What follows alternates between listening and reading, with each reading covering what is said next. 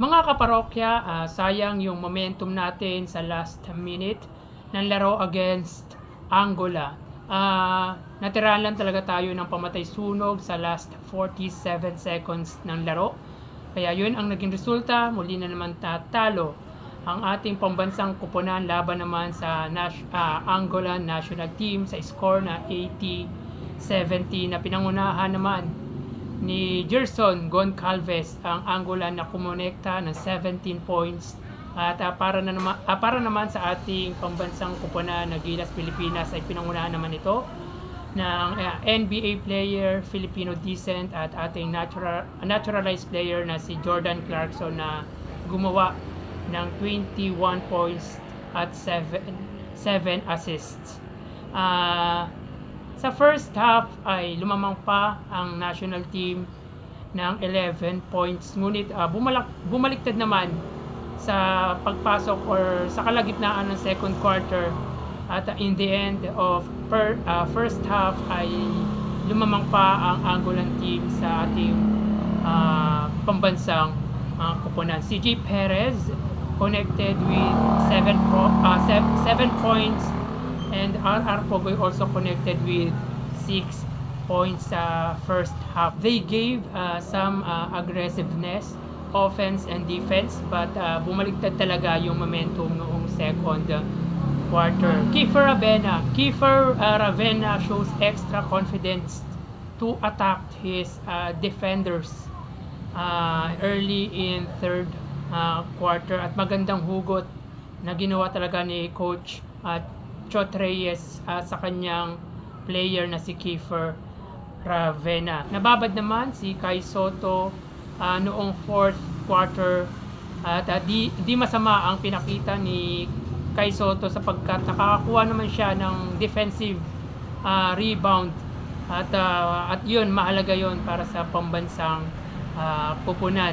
Nasayang lang talaga yung momentum para sa akin yung momentum sa fourth quarter, but it's a great game for Gilas Pilipinas, so they gave their best to win the game and they didn't give up at hanggang sa huli ng laro.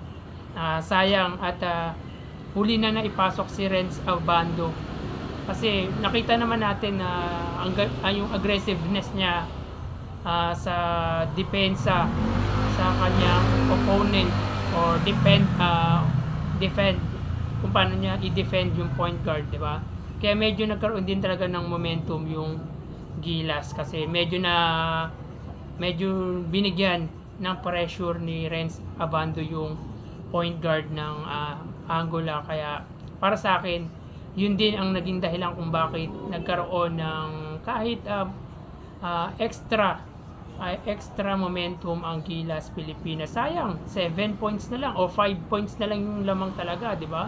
Natirahan lang talaga ng 3 points sa end game na last 47 seconds. So yun, we have a chance to get in a second round, pero nasa kamay ng Dominican Republic ang ating kapalaran, ang kapalaran ng Gilas Pilipinas.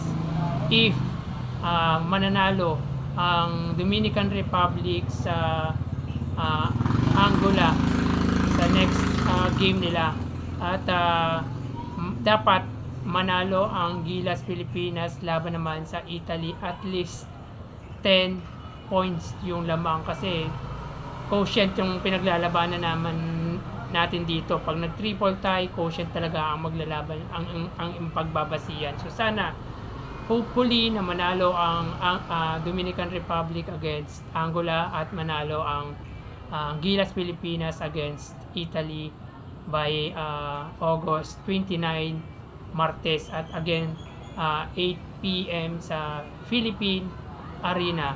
Pag-usapan naman natin yung kakulangan ng Gilas Pilipinas sa laro nito laban sa Angola. Unang-una, para sa akin, na outcoach tayo at na outplayed, di ba? Yun ang totoo. Walang hustle, kulang tayo sa hustle, kulang tayo sa aggressiveness, walang depensa, Yung inside present, wala rin, kulang tayo. Yung bigs natin, hindi ganun gumana. Walang threat sa labas. Yun yung kakulangan talaga natin, yung threat sa labas tulad nila Matthew Wright, nila Jordan Heading, nila Marshall Lassiter.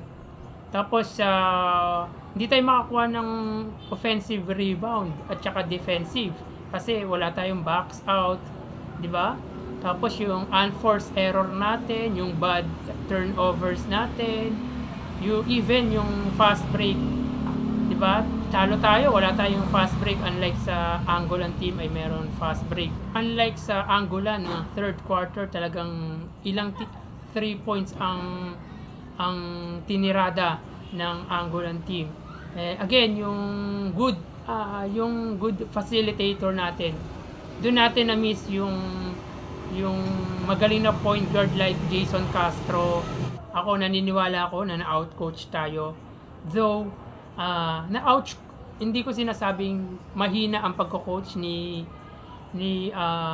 Chot Reyes, kundi na-outcoach talaga tayo ng kalaban. Talagang nadepensahan din talaga si Jordan Clarkson kasi alam naman nila na si Jordan Clarkson lang yung kakamada sa Gilas Pilipinas. Yung kulang natin yung pag wala si Jordan Clarkson, wala yung good facilitator, yung parang go-to guy after Jordan Clarkson, di ba?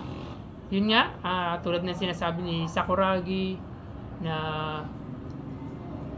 defense is the best offense. Tama naman talaga. Yun ang kulang natin. Kulang tayo sa play, wala talaga tayong play. Puro isolation, kulang sa pick and roll tayo Tsaka talagang walang isa pang go-to guy na pwedeng isang go-to guy na pwedeng alternate after Jordan Clarkson. So, again, may pag-asa pa naman, pero nasa kamay yan ng Dominican Republic if Dominican Republic will win against Angola and Gilas Pilipinas will win against Italy at least 2 digits points. So, hanggang dito na lang at magpapaalam na ako. Thank you and God bless.